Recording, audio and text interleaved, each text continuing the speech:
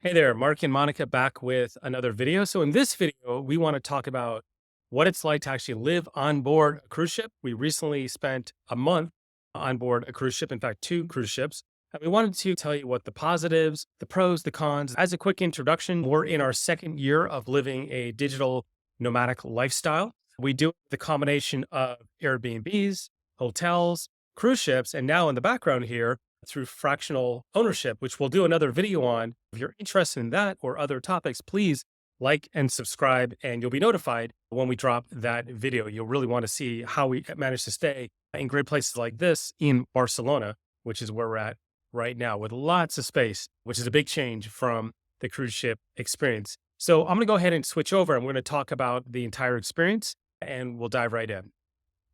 All right. So we want to tell you what it was like, what our experience was, how you can do this as well. Is it affordable? Is it not affordable? And really the things that you want to look out for. So the first cruise that we took was on a cruise line that probably a lot of you aren't familiar with. It's a cruise line called Azamara. Asmara is very special because they have small ships, which allows them to get into ports that the bigger ships can't get into. Also, it makes the ship very much easier to get around.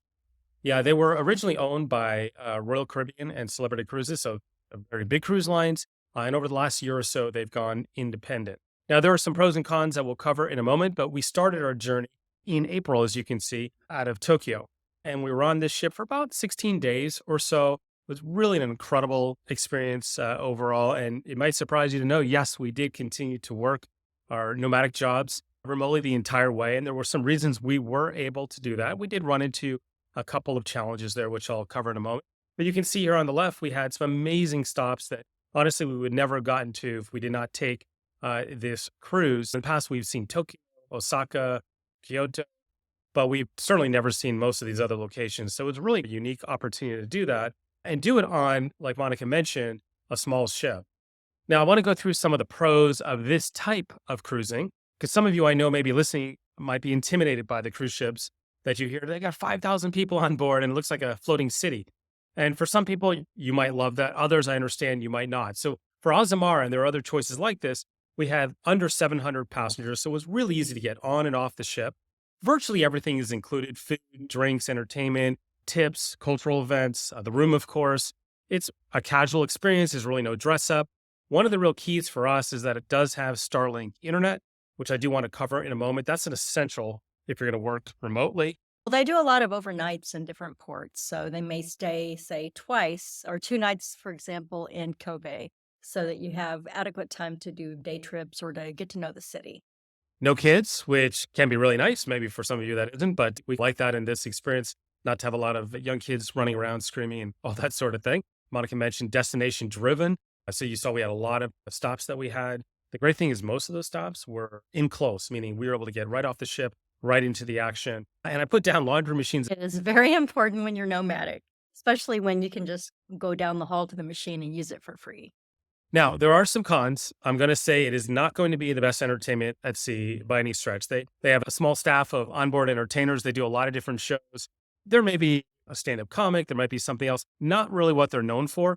What they do a pretty great job though is bringing on local entertainment. So we had a lot of really special cultural experiences in Japan. I would highly recommend if you go to Japan, possibly doing this along with a visit to Tokyo. Great way to do it. Now, it's also more expensive. This is not a discounted way of cruising. The second half of the month, we had a much more affordable cruise. Now, internet speeds were a bit of an issue. They have Starlink. Starlink is fast, connections are good, but Azamara, they cap the speeds. It's a little frustrating because you do pay for it if you want to upgrade to stream.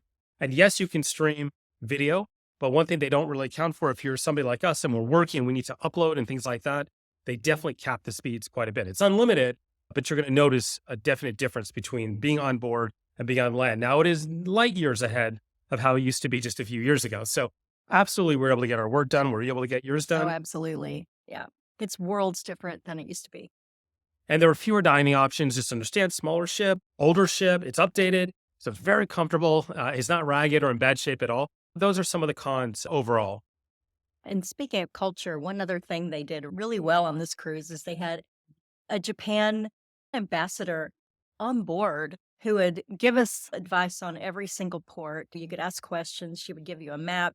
We got a lot of food advice from her on which restaurants to go or what even the local specialties are. We'd check with her every night before the next port, and it was a wealth of information that you normally don't get on other cruises. I'm going to put a link in the notes down below as well, because I figured out a way to actually get your own ambassador on any cruise ship, and it's using AI.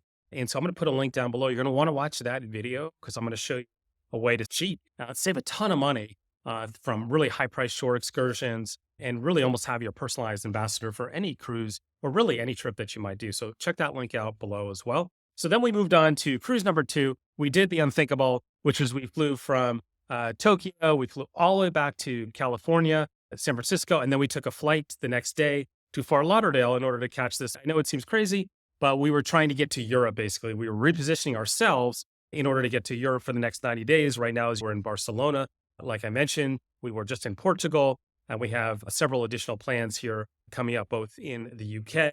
We have Albania, we have Ireland. So a lot more interesting experiences to come that we'll update you all on. But we wanted to reposition. So we got back from Japan, and we got to this transatlantic cruise that I had booked a while ago because it was such a great deal. I didn't really know how we were going to work it. We saw that we booked the Japan cruise. We're like, you know what, we can do it. And thanks to points, we were able to fly back on business class, basically free, other than a little bit of taxes. So we'll share some of those strategies in future videos as well. We left out of Fort Lauderdale. It was on the 21st. I think it's a little cut off there on the date, but it was April 21st. We spent a lot of days at sea. At first, we can talk about that in a moment, pros and cons. Which was great for catching up on We work. loved. We had a few stops, which was nice. The second half, we hit the Azores in Portugal, 2 Spain stops, and then we had a stop in Italy, and we finally finished up in Rome. Only to turn around and fly immediately to Portugal. And that's where we kicked off the next 90 days or so, for the most part, not completely, but for the most part on land. Let's talk about the transatlantic journey. And this is completely different because now we're on a big ship. We're on Royal Caribbean, a very well-known ship. I can't remember how many ships they have. We looked it up. It was, I don't know, 18, 20, something like that. Lots of ships. A lot of them are new, not all of them. But this is a newer ship. I think the Odyssey of the Seas that we were on started in 2023. That sound about right? Yeah, I think that's right. Yeah. Big ship, not their biggest, by the way. We had about 4,000 or so people. 4,200 people. And it was the biggest ship we've been on in a long time. And it was just a very interesting feeling to suddenly be back on a ship that big. It took some getting used to. That's a great point. We were in ship shock when we first boarded because there were a lot of people. They were slow. I like to walk really fast. And I was really concerned in the first 30 minutes that we were going to have a hard time getting used to the bigger crowds and more people. Thankfully, wasn't a problem. One, once everybody gets on board, you get distributed throughout the ship. They just No question, there's more people. I mean, you'll notice it, but it really was not an issue. I guess we probably both feared at first. Now, there's a lot of positives to a cruise like this. One, a repositioning cruise, a transatlantic, is almost always a really great value. I'll put a link below as well. We did a full video on how to get great prices on cruises, but also how to get great deals on these repositioning cruises as well. So this one was really affordable, and I'll talk about the costs at the end of the video overall, but it was probably 60, 70% cheaper than the Azamara cruise by the day. We have lots of food and beverage choices. You have multiple restaurants, specialty restaurants. You will not be bored. There's every possible cuisine imaginable. They don't try to be super gourmet, though there are some specialty restaurants that are elevated. That's not really the intent of Royal Caribbean, but it's good quality food that most people are going to be happy with. It's casual, it's comfortable. It had Starlink internet. I'll go right to a pro here. Their internet was fast. It was almost like being at home, except for the upload was slower, but everything else seemed to be an order of magnitude better than we had in Azamara. Same system, but they were not capping the speeds nearly as much. They probably capped it some on the upload, but it was still quite a bit better. They had an amazing gym. It was really easy to get your workout in. And the other thing I think I liked a lot was we like to always get 10,000 steps a day. Could we do it on the ship? I was going to say the other thing about a really big ship that you notice right away, because we always try to do the stairs. We try never to use the elevator just because we need the exercise. And on Azamara, for instance, it was fairly easy to get around that ship. Too But easy. once you're on the Royal, it's enormous. It's just so big, and so you're working for it. It did get a little easier as time went on, and it was good for us. Yeah, we were definitely climbing lots and lots of steps every day. And then when you're doing laps around the ship, only 3, 4 times around and you do a mile versus probably Azamara might be 10 times Mm. around. Entertainment, probably Royal Caribbean's known to have the best at sea. I think that's probably fair to say. The shows are Yeah. great, the performers are great, the musicians, the comedians, everything they bring on board, typically very good. I can't say how often I've been at a show where drones are flying into the audience. Mhm. Drones flew into the audience at one of the shows. On Azamara, there will be no drones. There will be nothing like that when it comes to Yeah. your entertainment. Just be aware of that. Cons, you can spend a lot more than you paid for on the cruise if you're not careful because the drinks can be extra, the internet to upgrade it is certainly extra. There are specialty restaurants, there's excursions. So it's not uncommon for people to spend twice as much or double what you spent on the cruise on all of the extras. Now, we're fortunate and we always recommend people start to become a frequent cruiser because you start to get really nice perks. We got 4 drinks per day per person. That's alcoholic beverages. That saved you a ton of money. So we didn't need a drink package. The internet was expensive. There's really no getting around that. They gave us a little bit of free time, but it's worthless if you're going to work on board. You don't have to eat at the specialty restaurants. We like to vary things up. They're not that expensive, but just realize you could have no alcoholic beverages or just a few. You can not do the specialty restaurants and you can be perfectly happy. You don't need to pay for expensive excursions. A lot of times they're not worth it, by the way. Again, go to that link down below and learn how to do using AI. Way better. You will have a few kids because, well, Royal Caribbean has lots of kids on a lot of their sailings, but on a transatlantic, not a lot. You may see some kids that you won't see on Azamara. I already mentioned the internet gratuities are not included, so it will cost you extra per day per person. A big ship's not for everyone. We really enjoyed it, but it's not for everyone. And then laundry, it was a bit of not a challenge, but there aren't laundry machines. We've been on recent cruise lines like Viking, Oceania, Azamara, where they have laundry machines available. On Royal, it's you pay laundry by the bag, and the bag is not very big. So you learn how to cram a lot into a paper bag, unlike Virgin Voyages, which gives you a huge sack that you can fit everything into. You have to kind of master the game a little bit with Royal. We had a big discount because we sell on them frequently over the years. All right, so I thought we would do a really quick scale, 1 to 100, pros and cons, Azamara, kind of rating on 5 different categories, just to give you an idea of some of the differences. Cost of accommodations, we gave it a 60. It's not inexpensive. These are not discount cruises. I put 100 on food and drinks because basically everything's included. Variety of entertainment, low. There's entertainment. It's not going to be like the big ships. Working from ship, very doable. 70 out of 100, just because I wish they would not cap that internet speed. It's annoying. Lifestyle on board, 75, just again, not as much as on a big ship. Royal Caribbean, Cost of accommodation, we rate this higher than Royal Caribbean. Cost of food and drinks would be slightly lower, I think. because some It things was are extra. okay. More with the drinks. On Azamara, beer and wine were included at the meals. On Royal, they're not. Yeah. Variety of entertainment, 100%. Royal Caribbean has amazing production shows. They're and spent millions on those screens, those 8 screens. They put a lot of money into those shows, and there's a lot of very cool things that they can do now. So the entertainment's great. Work from the ship, it's extremely easy to work to do your job while on the ship. Lifestyle on board, 90. This was also transportation.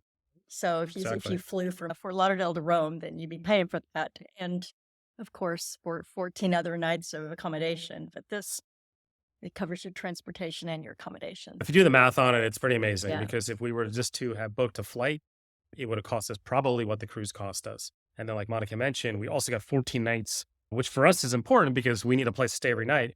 We sold our home. We got rid of the car. We got rid of the kids and the dogs. I'm just kidding about that. For us, it's important to have a place to stay every night. This is a really comfortable place to stay. And I did want to add on work from the ship, we had a lot of places that we could go on the ship. We went to the music hall a lot. It was a Yeah. 2-story. There were a lot of places like that. We had a couple lounges that we have access to that we could go. So it really wasn't a problem to find a good place to go outside of just your cabin. Even upstairs in the sports court area. Remember that place? I Mhm. don't remember what it's called, right there by the window. I could just sit there, Yeah. have a beer, and just do my work away from everybody else. Very Yeah. few people even in there. Now, cost, it's important to understand what does this cost overall. Typically, for an inside cabin, meaning no window, not for everybody, but that's always going to be your most affordable way to cruise. Weekly cost, about $750 to $1,500. On an Azamara, it is going to be a bit more, but this is very doable on many cruise lines. A balcony, $1,500 to $3,000, very doable. And this can be for a couple in that range for 1 week. Your dining is included. Alcohol depends. Basic drinks, waters, etc., things like that are included, but there will be some optional drinks. It's going to depend, and it can get expensive to just be aware of that. Personally, I don't think you have to spend a ton of money on excursions to the cruise line. We have multiple posts on our blog on how to save money on excursions, as well as how to do it yourself. It could be spa treatments. Yeah, look, it can get very expensive. Or sometimes you can book in advance when they send you these offers by email before your cruise and get good deals on those things. That's what Yeah, I would do. take advantage of them, 15 to 30% off on a variety of different things. Gratuities not always included on Royal. They were not. Cost us about $36 per day per couple.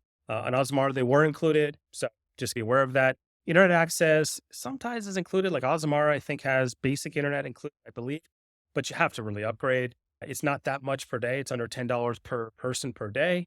It's very good, but it's not the best at sea. There are other cruise lines like Virgin Voyages that includes internet. So it just sort of depends. Royal does not include it typically, and it will not be inexpensive. You'll be needing to have a business expense on that side. And laundry, like I mentioned, can vary. So just understand that when you book the cruise, yes, you can keep it all the way down to just what you paid for the cruise plus gratuities. Then it's really up to you. You got some variables that you can add on top of this. We still find this cheaper than when we're living full time in Austin. It can be 50% less overall if we're smart about it. I wanted to put up on the screen some of the cruise lines I think you should consider for this type of lifestyle. Royal Caribbean would be towards the top of my list for a larger ship experience. Celebrity Cruises, which is owned by Royal, is one maybe step up, arguably in food and experience to some degree. We have sailed on Princess, Norwegian, Virgin Voyages, I would highly recommend. And then Azamara if you want the small ship experience. No kids on Virgin either. Yeah, that was really nice. We're not anti-kid, by the No, way. we're not. It's just in these experiences, We've cruised with kids plenty. we In the had a past. kid who we cruised with all the time, so we loved it for that Yeah. situation. But the big question is, could we live on board indefinitely? I have my answer to this. Monica, what's your answer? Absolutely. And sometimes I feel more comfortable on the sea than I do on land anyway. I just enjoy it. It's like, can you live in a hotel? Yeah. And this is like living in a hotel, but then there's so much more. Some people are like, how do you have so many days at sea? Don't you get bored? Why? You can go outside. You can go to the pool. You can go to the spa. You can go to the gym. You can go eat. There's a lot of activities to keep you busy. And you have out the window the scenery if you have a balcony. And if you don't, you can go upstairs and look out. Yeah. I think I could. We work while we travel. So what's key? Internet. So the internet's gotten so much better than it used to be on cruise ships. So as long as we have that, really, that's all we need. As long as they feed us. I absolutely love cruising. I love our experiences. And definitely for me, probably the answer would be no. And that's only when I'm saying like the month was no problem. It was great. Could I have got another month? Yep. I could have got another month. I kind of need some variation. It would be important to me not to be on the same ship for a long stretch of time. I like the fact that we switch ships. But that's me personally. I like need changes of scenery and experiences. So for me, if I was doing it, I would want to have some frequent changes of the ship, even the cruise line, just to vary the experience. That would help me stay longer. I could go from ship to ship for sure Yeah. for a change of scenery. Having an occasional break on land is also good. Yeah. And also for me, the room is small. The work, I can absolutely get everything done, but there are times where I just would like to have more space to stretch out and be able to spend some more time somewhere because it's, on the one hand, it's way less planning because your food's taken care of. You don't have a lot of decisions, which when you're like, we're here in Barcelona, we have to think about every meal, what we're going to do for the day. So there is some more planning, but in a way I like it because we can also get used to our neighborhood. Like we're coming back to this same place that we're in now over and over again. It's great because we know where the grocery stores, the banks, where our favorite restaurants are, where the best walks are. So I like the variation. So for me, we're doing it, for me, the ultimate way, which is mixing the cruise ships for point-to-point transportation, as well as some intensives in areas that we want to see, mixed in with longer-term stays like we're at now, mixed in with some hotels. For me, that's the ideal combination. So the question to all of you is, do you think that you could live on board indefinitely knowing what you know, whether you've cruised before or not? Leave it in the comments. I'd be very curious to know if you could. I've got some great things in the notes there to help you save a bunch of money. So make sure to go to those links, videos, as well as articles. I agree. I think a mix of ocean and land is the perfect way to travel this lifestyle. We're about 50% less cost than we were experiencing before. Yeah. We're living in Austin. We may not do this forever. Things might change, may adjust a little bit next year. But as of right now, we're planned through 2024. So we'll have some future videos on how we keep doing this, how we pay for it, how we afford it, and hopefully some good advice in those areas. All right. Thanks for listening. Any questions, leave those down below, and we'll be back with all of you soon.